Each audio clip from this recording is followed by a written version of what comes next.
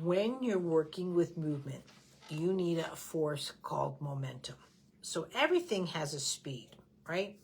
So I talk about this a lot with infections. When a child does have an infection, doesn't have an infection, because when a child is very young, they have a mucus that's very thin. What does that thin mucus mean? That's your vestibular system.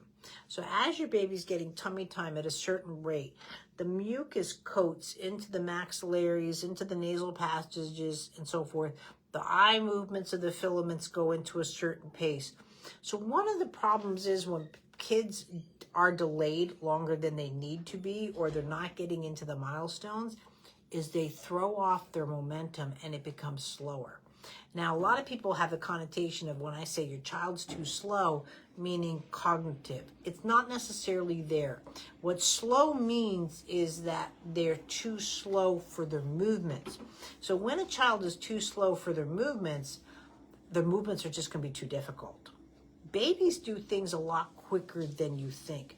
So this nice, easy rolling over, like the first time when I called in, like early infant development and all that sort of stuff, and they're like, well, your baby's he's just really laid back. And I'm like, no, babies aren't laid back. It's just not how it works.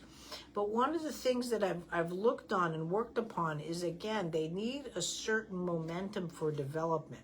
So when you're working with your child, right, at 5.5 months, that just this light lift, or this again, not a lazy, but the speed is just slower.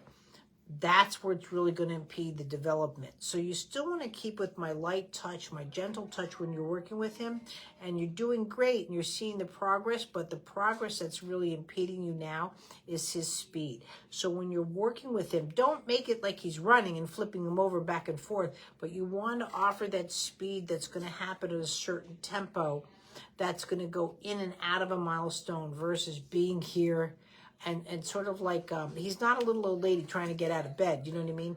That you want that movement back and forth, and that's what you're looking for. Thanks. And by the way, people don't cry here except when they have to leave, and that's Sophie being told it's time to go.